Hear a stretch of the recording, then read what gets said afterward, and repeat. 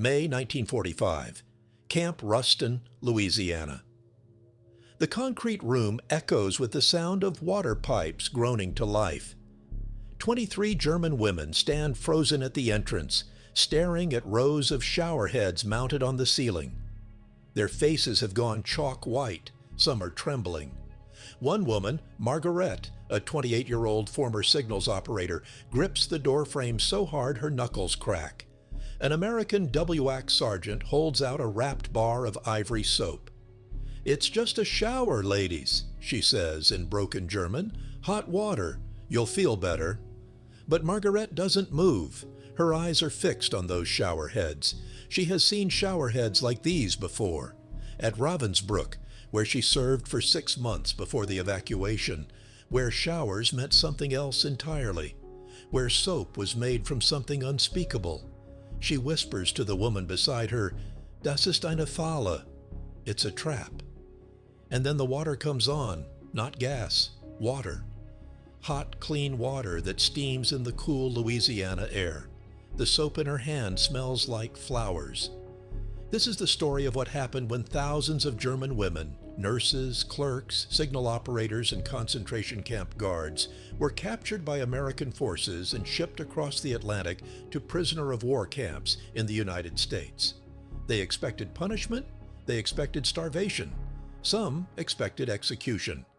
What they got instead was something far more psychologically devastating: abundance, dignity, and the bitter irony of being treated humanely by the very people they had been taught to consider subhuman. This is the story of the soap that wasn't supposed to exist, the showers that weren't supposed to deliver water, and the moment when everything they thought they knew about the war and themselves shattered like glass. Berlin, April 1945. The soap ration card in Greta Hoffman's pocket entitled her to 125 grams per month, if the shops had any. They hadn't for 6 weeks. She washed her hands with cold water and sand, scrubbing until her skin cracked and bled. At night she could smell herself, sweat, cordite from the munitions factory, the acrid smoke that hung over the city like a burial shroud.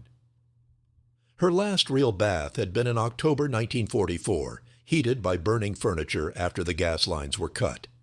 This was normal. This was life in the dying Reich. Greta was a Nachrichtenhelferin, a Wehrmacht signals helper, one of approximately 500,000 German women who served in auxiliary military roles by war's end. She had volunteered in 1943, at 19, motivated by a mixture of patriotism, economic necessity, and the naive romanticism that the Nazi propaganda machine had injected into an entire generation. The recruitment posters showed clean, smiling women in crisp uniforms operating telegraph equipment behind the lines. Modern German womanhood serving the fatherland with technical skill and grace. The reality was rather different. By April 1945, Greta's unit was evacuating westward ahead of the Soviet advance, moving from one bombed-out relay station to another, trying to maintain communication lines for an army that was dissolving like sugar in rain. Her uniform, the gray wool that had once seemed so smart, was filthy, torn at the sleeve, and smelled of smoke and fear. Her stomach contracted with constant hunger. The Wehrmacht rations had dwindled to 1 to 200 calories a day, then 800, then whatever could be scavenged. A piece of black bread, watery soup. Once, memorably, a dead horse that an artillery unit shared. She had not seen soap, real soap, not the gray ersatz blocks that dissolved in cold water without producing lather, in months. This deprivation was universal across Germany by the spring of 1945. The Allied strategic bombing campaign had systematically destroyed the infrastructure that made civilian life possible. Soap production required fats, oils, and chemical plants, all of which were prioritized for military use or had been reduced to rubble. In 1938, Germany produced 260,000 tons of soap annually.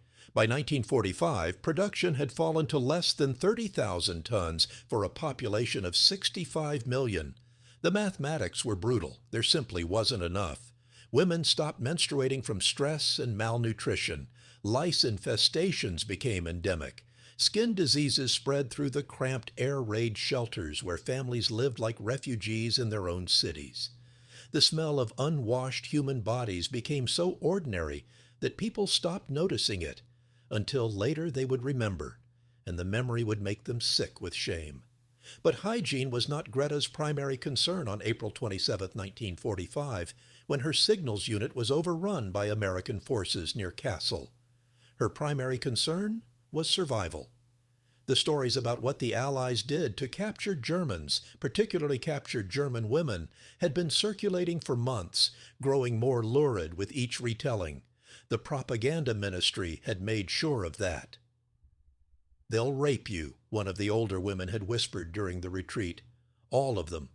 And then they'll shoot you." So when the American soldiers appeared, young men in clean uniforms carrying more equipment than Greta had seen in months, she expected the worst. She stood with her hands raised, her body tensed for violence, her mind already beginning to dissociate in self-protection. Instead, an American officer, Captain James Morrison, 101st Airborne, looked at the ragged group of women with something like pity. "You're prisoners of war," he said through an interpreter. "You'll be treated according to the Geneva Convention." Greta didn't believe him. She had been lied to by men in uniforms before. They shipped 3,516 German women prisoners to the United States between April and July 1945.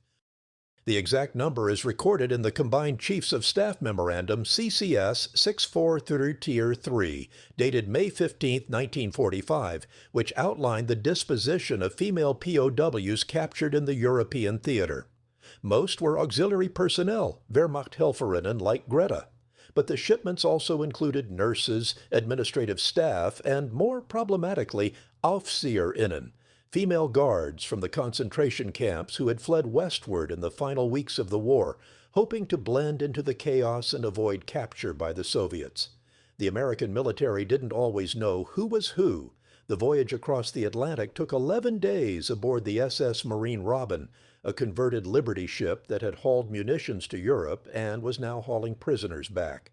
The women were housed in holds that had been hastily converted into dormitories, with 3-tier bunks welded to the walls and a per capita space allocation that would have violated peacetime safety regulations.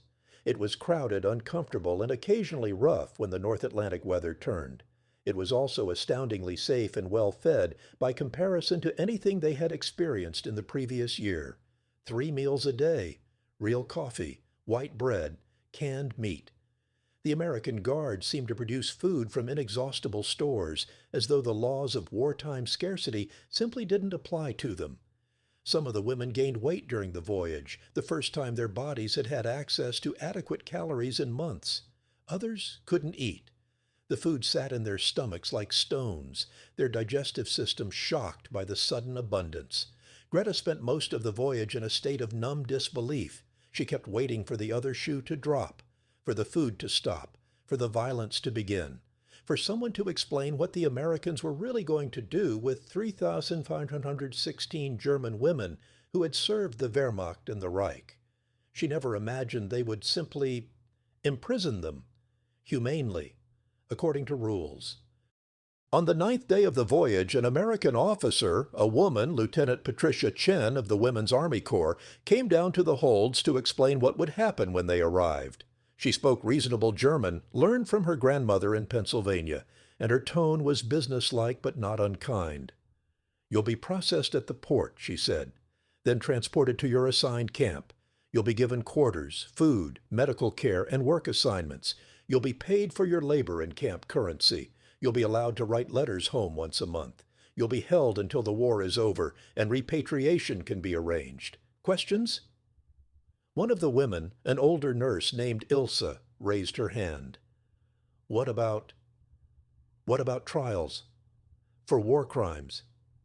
Lieutenant Chen's expression didn't change. "That's being handled separately. If anyone here is wanted for specific crimes, they'll be identified and transferred to the appropriate authorities. But most of you are simply prisoners of war. You'll be treated as such." The unspoken implication hung in the air. Most of you, but not all. Greta felt a coldness spread through her chest. She had never been to a concentration camp, had never participated directly in atrocities, but she had known. Everyone had known, even if they pretended otherwise. The rumors about the camps had circulated since 1942, growing more specific and more horrifying as the war dragged on, trainloads of people disappearing, smoke from chimneys, ashes. She had told herself it was propaganda, exaggeration, or, and this was the most cowardly rationalization, that there was nothing she could do about it anyway. So why think about it?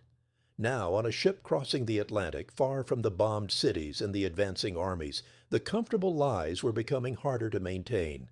Camp Ruston, Louisiana, May 8, 1945, V-Day. The buses pulled through the gates at dawn. Greta pressed her face to the window and stared at a landscape that seemed to belong to a different planet. Tall pines, green grass, buildings with intact roofs. Not a bomb crater in sight. The earth itself looked wealthy, untouched, obscenely fertile. They had crossed the Atlantic and landed in a country that had not been invaded, not been bombed, not been burned. America had fought the war at arm's length, and it showed. The roads were paved. The fences were straight. The guard towers were freshly painted. Everything spoke of resources so vast that they could be casually spent on housing enemy prisoners in relative comfort. Greta felt a flash of rage so intense it made her dizzy. This abundance, this waste. While German cities burned and children starved, the Americans had this: endless forests, endless food, endless everything. The anger helped. It was easier to be angry than to face the other emotions churning beneath it. Camp Ruston was one of dozens of POW camps scattered across the American South and Midwest, built to house the hundreds of thousands of German and Italian prisoners captured in North Africa and Europe. By 1945, there were approximately 425,000 German POWs in the United States, including about 3,500 women held in segregated facilities. Most worked in agriculture, filling the labor shortage created by American men serving overseas. The camps were clean, orderly, and run according to the Geneva Convention, which the United States took seriously, partly from genuine principle, partly from pragmatic concern for the treatment of American POWs in German hands. This adherence to international law created what would later be called Hitler's POW camp paradise. German prisoners in America often had better living conditions than their own families back home.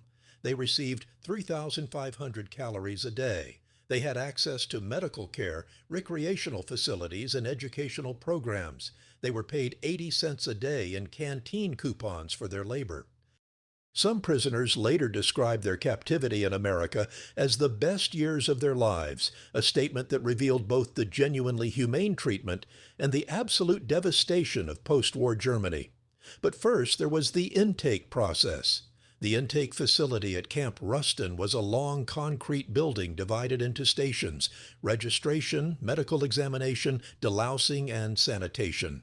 Each station was staffed by American military personnel, many of them women from the WW2, who approached their duties with brisk efficiency. For most of the German prisoners, exhausted and filthy from weeks of displacement and 11 days at sea, the prospect of a real shower should have been a relief. Their skin itched with salt and grime. Their hair was matted. They smelled. They knew they smelled. The Americans knew they smelled.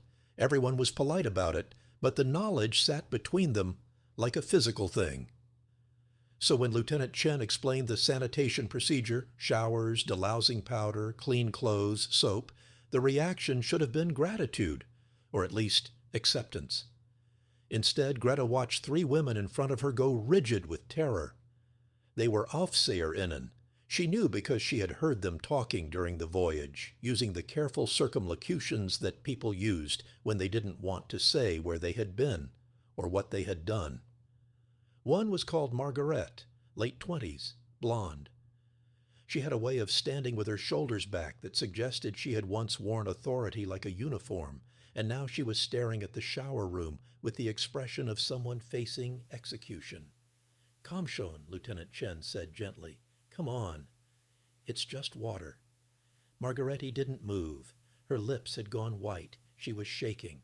One of the American sergeants, a farm girl from Iowa named Dorothy Klein, who had joined the WAC to see the world and ended up guarding German prisoners in Louisiana, stepped forward. She was holding a wrapped bar of ivory soap, extending it like a peace offering. "Look," Dorothy said, in the carefully pronounced German she had been practicing. "Seife, soap, for you, and hot water. You'll feel better, I promise." Margarete took the soap with trembling hands. She turned it over, examining it as though it might explode. Her breathing had become rapid and shallow. Greta, watching from the registration line, realized with a shock that Margarete was having a panic attack. "She thinks it's Zyklon B," someone whispered behind Greta. "She thinks they're going to gas us." The words hit like a physical blow. Of course she thought that. Because Margarete knew what showers meant in the camps. She had seen them, had perhaps even participated in the deception, telling frightened women and children that they were going for disinfection, for hygiene, for their own good. And now she was being told the same thing by enemy soldiers in a concrete room with showerheads on the ceiling. The psychological symmetry was almost perfectly cruel. Lieutenant Chen seemed to understand what was happening. She walked calmly into the shower room, turned on a tap, and held her hand under the water. "See? Water. Just water. No gas. We don't do that here." The unspoken accusation hung in the air. "You do? We don't." Margarete began to cry, huge gulping sobs that shook her entire body. She stumbled into the shower room like a woman walking to her execution, still clutching the bar of soap. The water came on.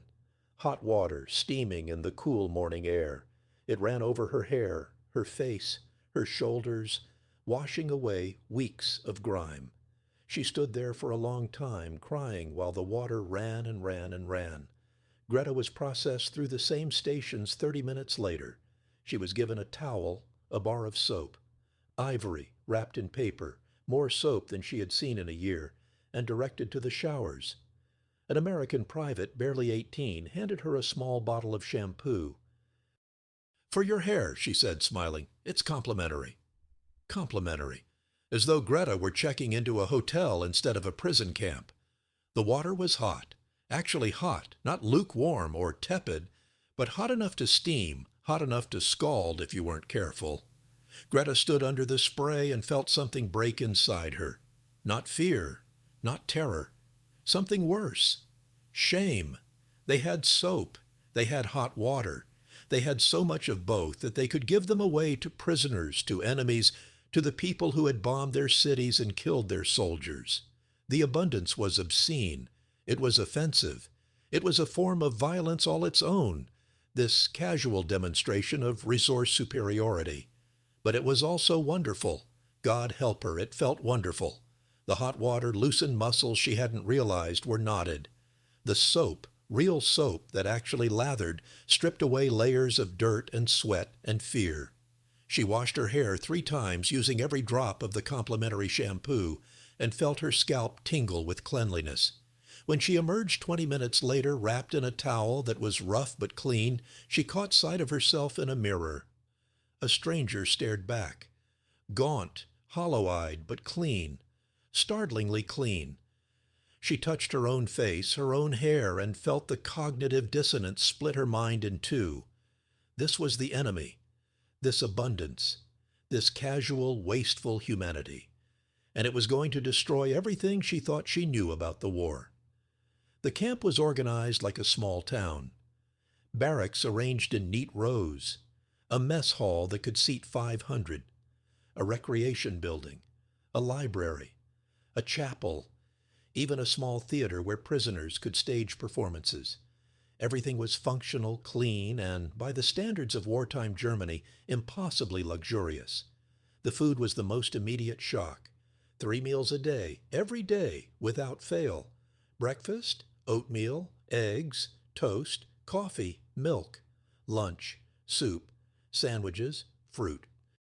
Dinner, meat, vegetables, potatoes, bread, and sometimes dessert.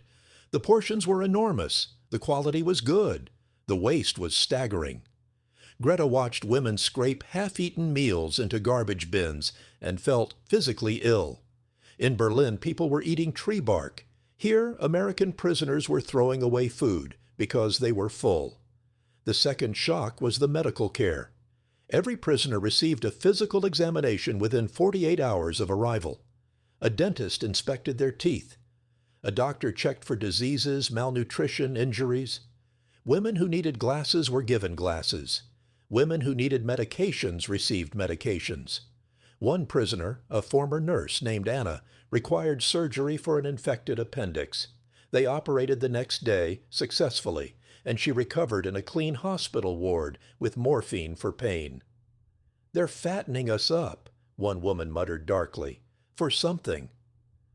But the something never came. The days passed in routine. Roll call, breakfast, work assignments, lunch, recreation time, dinner, lights out. The work was not hard. Laundry, kitchen duty, gardening, light manufacturing. They were paid 80 cents a day in canteen coupons, which could be used to buy cigarettes, candy, toiletries, and stationery. The canteen had soap, shelf after shelf of soap, Ivory, Palmolive, Lux. As much as anyone could want. Greta bought a bar every week, even though she didn't need it, just to feel the weight of abundance in her hands.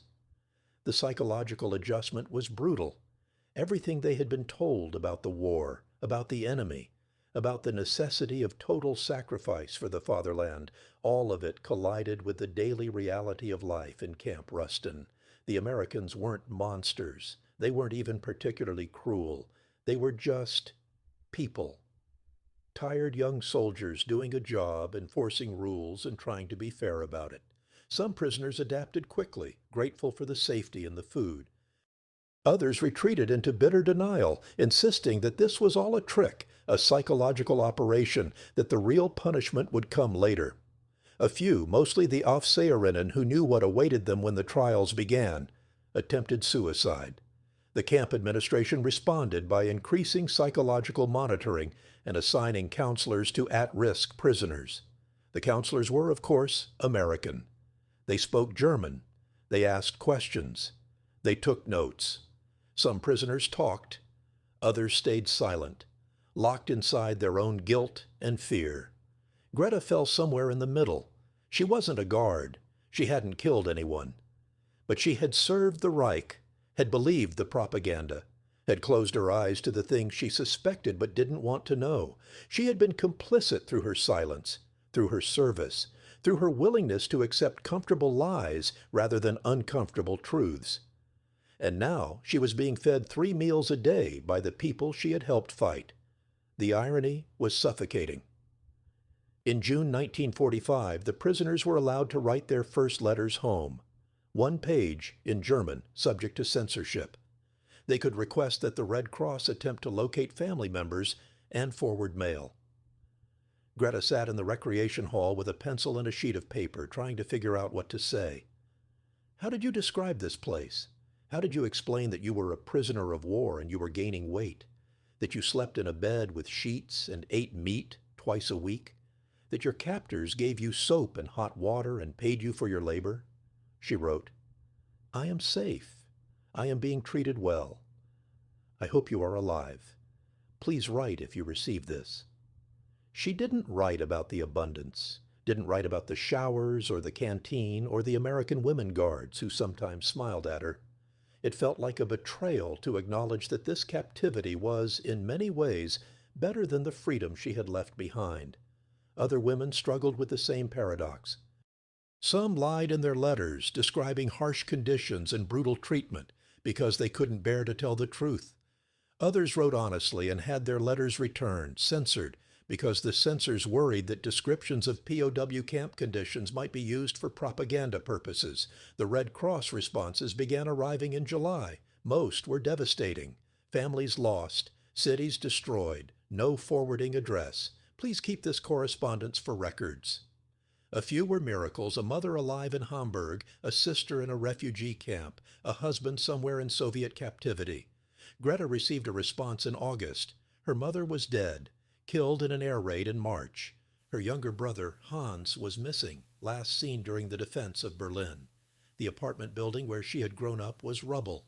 She read the letter 3 times sitting in the shade of a pine tree while American guards patrolled the perimeter fence and other prisoners played volleyball on the recreation field.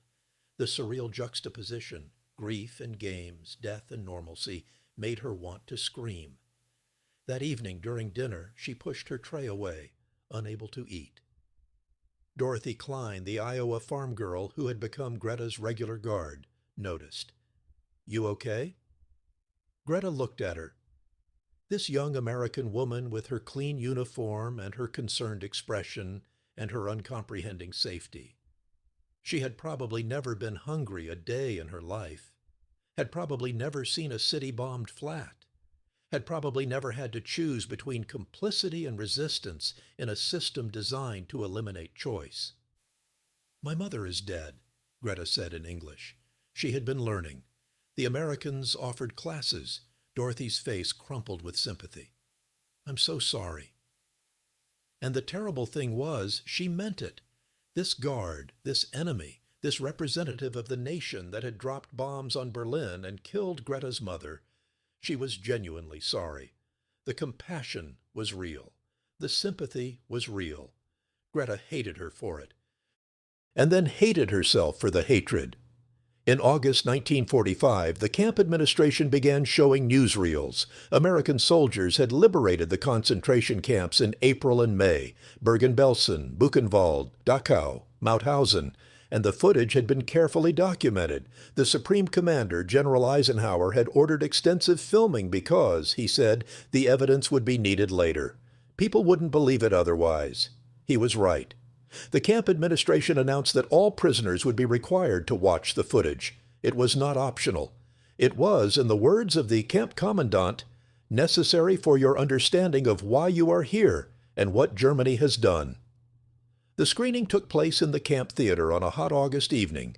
Greta sat with 400 other women in the dark, watching as the screen filled with images from hell, piles of bodies, living skeletons with sunken eyes, gas chambers disguised as showers, crematory ovens, mountains of shoes, suitcases, human hair, British soldiers using bulldozers to push corpses into mass graves because there were too many to bury individually. The soundtrack was clinical. A British narrator describing what the cameras were showing, his voice deliberately flat, deliberately unemotional, because emotion would have made it unwatchable. This is Bergen-Belsen concentration camp, liberated by British forces on April 15, 1945. Approximately 60,000 prisoners were found alive, many in critical condition. An estimated 50,000 had already died. The camp was designed for 10,000. Disease was rampant. Food had run out weeks before liberation. Greta watched women around her begin to cry. Others sat in rigid silence. A few tried to leave and were stopped by guards. "You will watch," Lieutenant Chen said quietly. "All of it." Margarete, the former Aufseherin who had panicked at the showers, was sitting 3 rows ahead.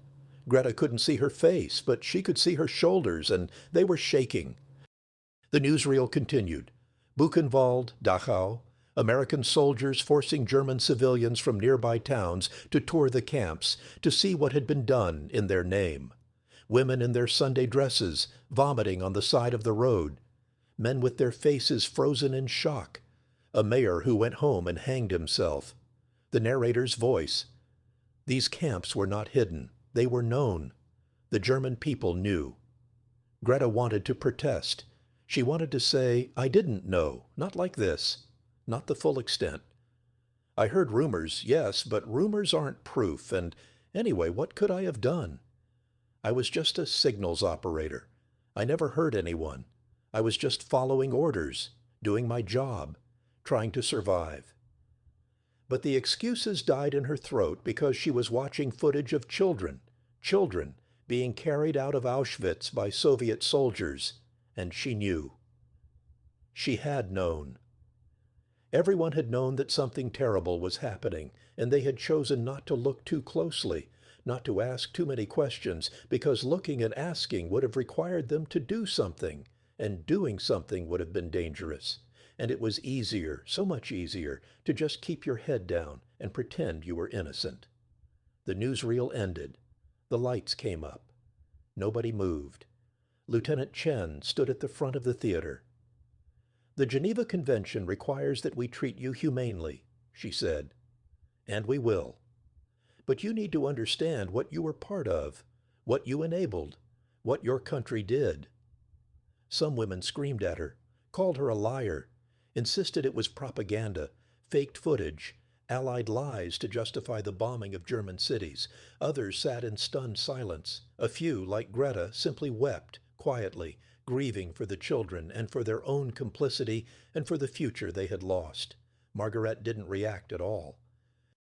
She sat perfectly still, staring at the blank screen. And when the guards finally told everyone to return to their barracks, she walked like an automaton, her face empty of expression. 3 days later, she tried to hang herself with a bed sheet. Dorothy Klein found her in time and cut her down. Margarete survived. She was transferred to the psychiatric ward for observation. Greta visited her once, driven by a guilt she couldn't name. Margarete was sitting up in bed, staring at nothing, her throat bruised purple. "Why did you save me?" she whispered. "I was a guard at Ravensbrück. I put women in those showers. Why would you save me?" Greta had no answer. She left without speaking. The war in the Pacific ended on August 15, 1945, VJ Day. The camp erupted in celebration. American guards laughing, crying, singing. The German prisoners watched from behind their fences, their emotions complicated.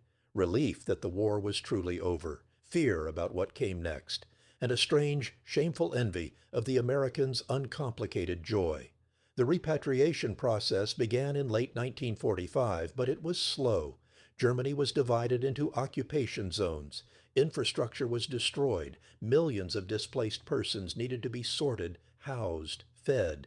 The female POWs in America were low priority. They would go home eventually, but not yet. Not until there was somewhere safe to send them. So they waited.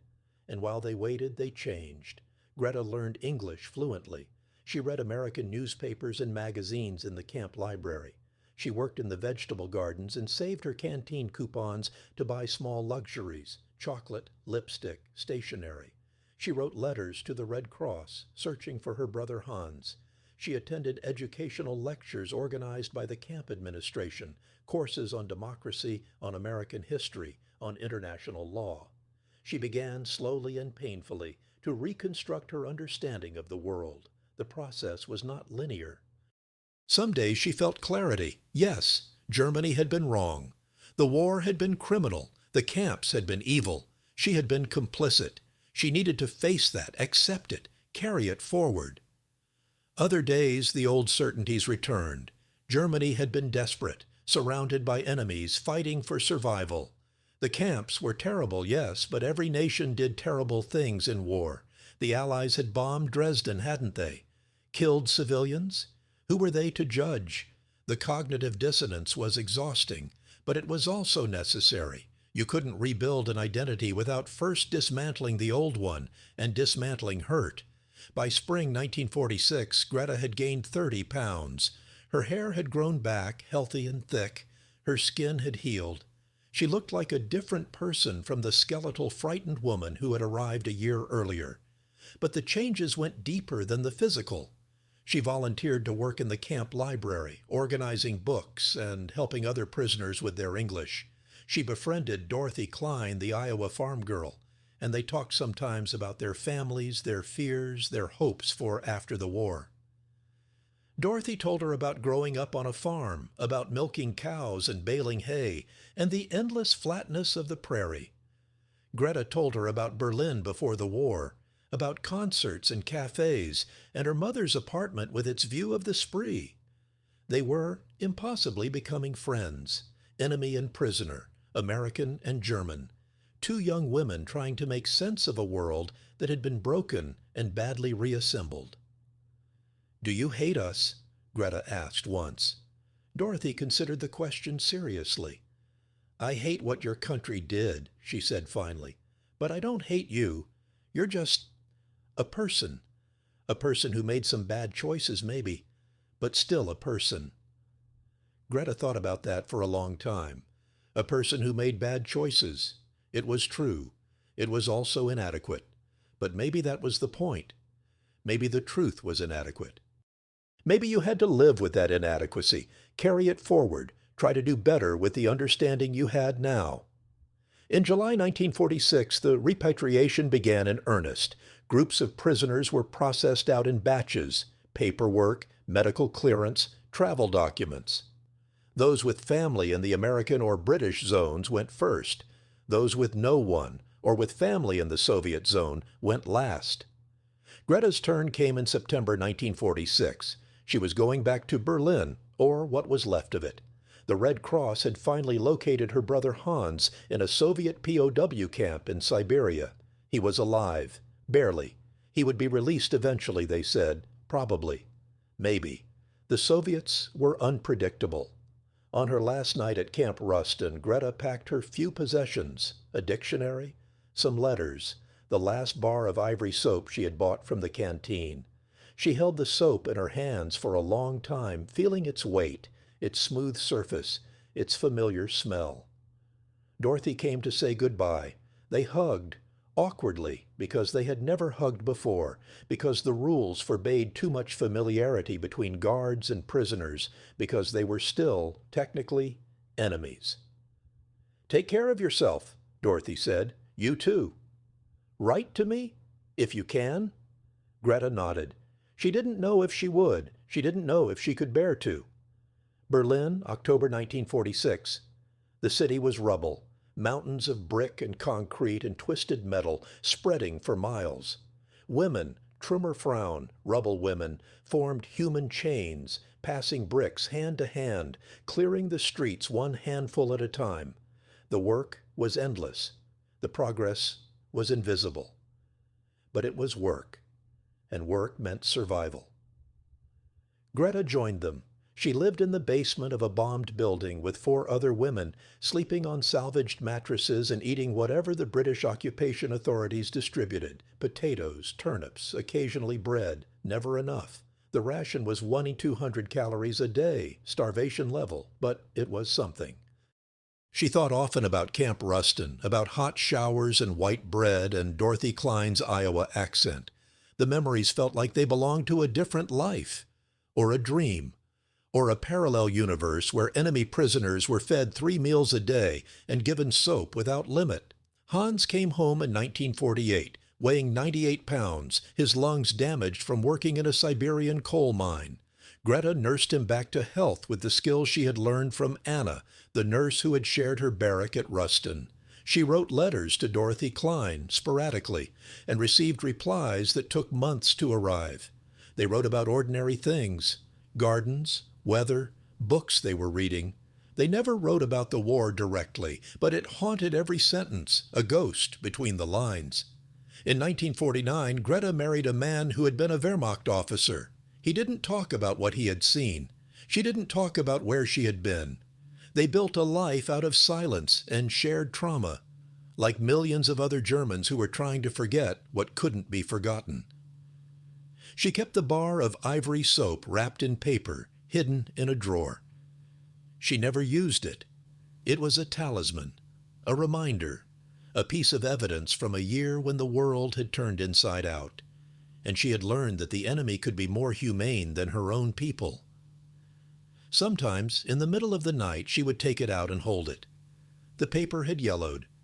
The soap itself had hardened with age, but the smell was still there. Clean, simple, American. The smell of abundance. The smell of the showers that weren't gas chambers. The smell of the moment when everything she thought she knew had shattered. She thought about Margarete sometimes, the woman who had panicked at the showers, who had tried to hang herself, who had been sent back to Germany in 1947 to stand trial for war crimes at Ravensbrück. Greta never learned what happened to her, whether she was convicted, whether she survived, whether she ever found a way to live with what she had done.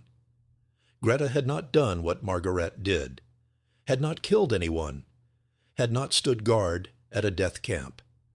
But she had served the regime, had believed the lies, or at least had not questioned them hard enough, had turned away from truths that were too uncomfortable to face.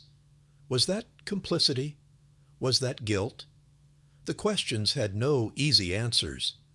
But she carried them forward anyway, because that was what you did. You carried the weight of your choices and your silence, and you tried, imperfectly, inadequately, to be better. Greta Hoffmann's story was one of thousands. The 3,516 German women held in American POW camps between 1945 and 1946 returned to a Germany that had been physically and psychologically destroyed. Their experiences in captivity, the abundance, the humane treatment, the confrontation with the evidence of Nazi crimes shaped them in ways that rippled through the post-war decades. Some became advocates for reconciliation. Others retreated into bitter denial. A few never recovered from the psychological whiplash of being treated humanely by the people they had been taught to hate, while being forced to confront the inhumanity of their own nation. The Aufseherinnen, the female concentration camp guards, faced harsher fates. Of the approximately 500 women who served as guards in the Nazi camp system, about 60 were tried for war crimes by Allied tribunals between 1945 and 1949. 16 were executed. The rest received prison sentences ranging from a few years to life. Many were released early during the 1950s as the Cold War shifted political priorities. The trials revealed the banality of their cruelty. These were not monsters. They were ordinary women, secretaries, farm girls, factory workers who had taken jobs as guards for economic security, and then, gradually, through incremental steps and institutional pressure, had become participants in genocide. They beat prisoners, withheld food, selected victims for execution, set dogs on children, and then when the camps were liberated, they fled west, hoping to disappear into the chaos. Some succeeded. Many others were captured, processed through the POW system, and eventually identified by survivors who recognized them. The American authorities in Camp Ruston and similar facilities had the unenviable task of housing potential war criminals alongside ordinary military auxiliaries, not always knowing which was which until investigations were complete. The psychological impact of this uncertainty, living among possible murderers, sharing showers and meals and recreation time with women who might have committed atrocities, added another layer of trauma to the already complex experience of captivity. For the American Guards, particularly the young women of the Women's Army Corps, the assignment was equally complicated. They had volunteered to serve their country and found themselves responsible for enemy women who were simultaneously victims and perpetrators, prisoners and potential witnesses. The humanity required by the Geneva Convention conflicted with the revulsion many felt after seeing the newsreels from the liberated camps. Dorothy Klein wrote in a letter home in August 1945, "I don't know how to feel about them anymore. Some are just girls like me who got caught up in something terrible. But others, you can see it in their eyes. They knew. They did things. And I'm supposed to treat them all the same, give them soap and food and make sure they're comfortable. It doesn't feel right. But I do it anyway, because that's what makes us different from them. We follow rules even when it's hard, even when they don't deserve it." That tension between justice and mercy, between punishment and rehabilitation, between remembering and moving forward, would define post-war Germany's reckoning with its past, or rather, its failure to reckon adequately. The German economic miracle of the 1950s was built on collective amnesia. The rubble was cleared, cities were rebuilt, democracy was established, and the past was, by unspoken agreement, not discussed in detail. Former Nazis held positions in government, business, academia, and the judiciary. War criminals served reduced sentences and then quietly integrated back into society. Victims of the regime, Jews, Roma, disabled people, political prisoners, LGBTQ people, found that German society was more interested in rebuilding than in remembering. The women who had served the Reich, whether as Wehrmacht auxiliaries, nurses, factory workers, or concentration camp guards, participated in this silence. Some genuinely believed they had done nothing wrong. Others were ashamed but saw no path to redemption except to forget. A few spoke honestly about their experiences, but were often shunned for breaking the social contract of silence. Greta fell into the middle category. She never lied about where she had been. If asked directly, she would say, "I was a signals operator for the Wehrmacht. I was captured by the Americans. I spent a year in a POW camp in Louisiana." But she didn't volunteer details, didn't talk about the showers or the soap or the moment she realized that the enemy was more humane than her own people. Her children, born in the 1950s, grew up with fragments of her story, but never the whole truth. They knew she had been in the war. They knew she had been a prisoner. But they didn't know about the abundance, the psychological shock, the moment when her understanding of the world had collapsed and had to be rebuilt from scratch. This silence was generational. It infected German society like a disease, creating a gap between those who had lived through the war and those who inherited its consequences. The generation born after 1945, the children of perpetrators and bystanders, would eventually demand answers. They would ask, "What did you do? What did you know? Why didn't you stop it?" And their parents would struggle to answer because the truth was too complicated, too shameful, too painful to articulate. Berlin, 1995. Greta Hoffman was 71 years old when a graduate student named Sarah Berkowitz contacted her. Sarah was researching female POWs in American camps for her dissertation at Humboldt University. She had found Greta's name in declassified records and wanted to interview her. Greta's first instinct was to refuse. She had spent 50 years not talking about this. Why start now? But Sarah was persistent, and Greta was old. Her husband had died 2 years earlier. Her children were grown. Hans had passed away in 1987, his damaged lungs finally giving out. Most of the people who had lived through the war were gone. The witnesses were dying. Soon there would be no one left who remembered. So Greta agreed. They met in Greta's apartment in Charlottenburg, a renovated building in what had once been the British sector. Sarah set up a tape recorder on the kitchen table, a small black device that whirred quietly as it captured everything. "Tell me about Camp Ruston," Sarah said, and Greta, after 50 years of silence, told her. She talked for 3 hours about the hunger in Berlin, about the capture, about the voyage across the Atlantic and the impossibility of American abundance, about the showers and the soap and the moment she realized that the enemy was treating her better than her own government ever had. She talked about Margarete, the Aufseherin who had panicked at the showers, about Dorothy Klein, the Iowa farm girl who had become her friend, about the newsreels and the guilt and the slow, painful process of reconstructing her identity. Sarah listened without interrupting, her face carefully neutral. But when Greta described the shower scene, Margaret's terror, the hot water, the bar of soap, Sarah's eyes filled with tears. "Why are you crying?" Greta asked. Sarah hesitated.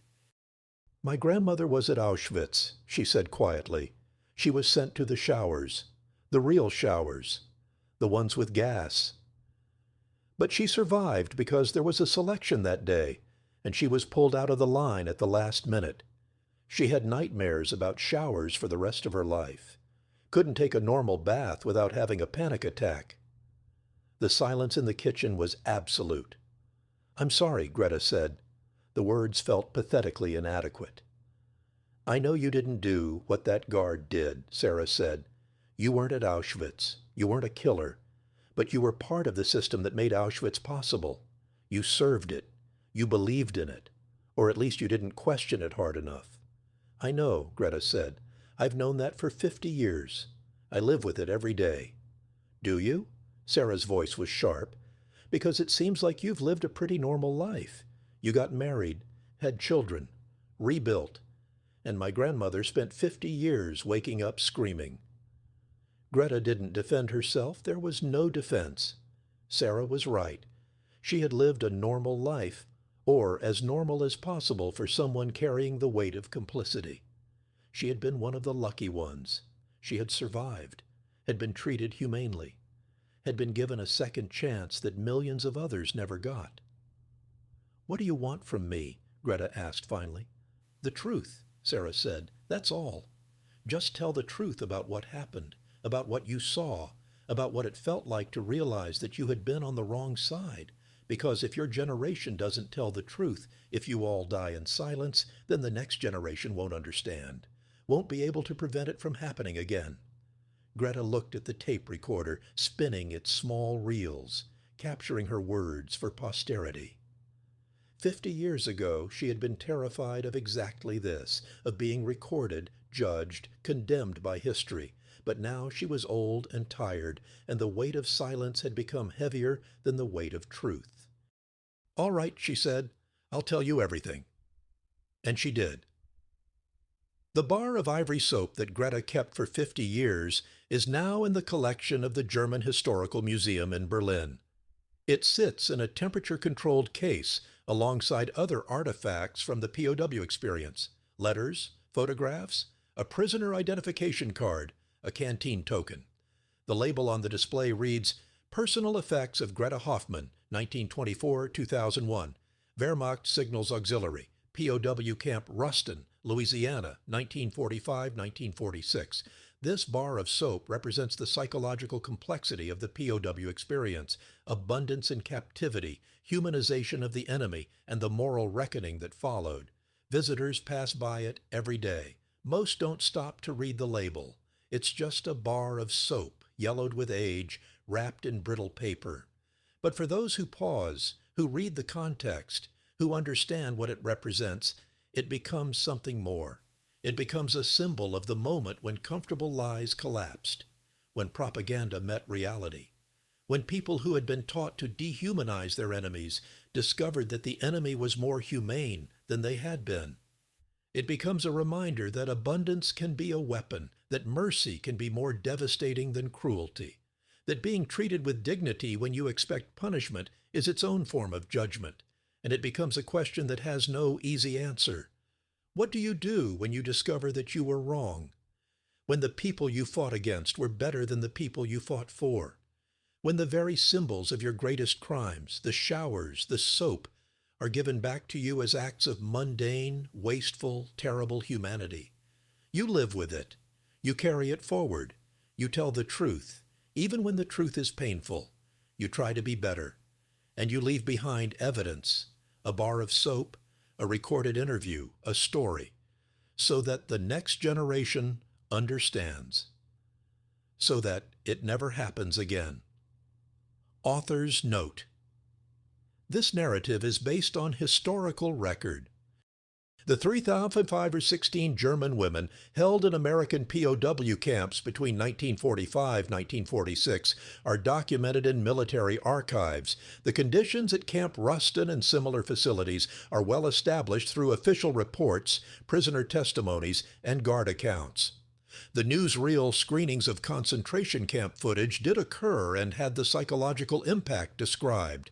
However, Greta Hoffmann is a composite character, representative of the thousands of Wehrmacht auxiliary women whose stories were never individually recorded.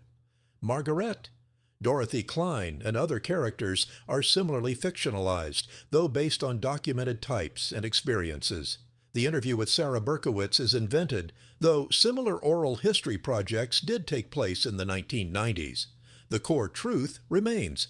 German women POWs in America experienced a profound psychological shock when confronted with American abundance, humane treatment, and, for those who had served in or near the concentration camps, the terrifying irony of showers that delivered water instead of gas. This shock, combined with the newsreel evidence of Nazi atrocities, forced a reckoning that many could not fully process. Some never recovered, some denied until death. And some, like the fictional Greta, lived with the weight of complicity and tried, imperfectly, to pass the lesson forward. The soap remains.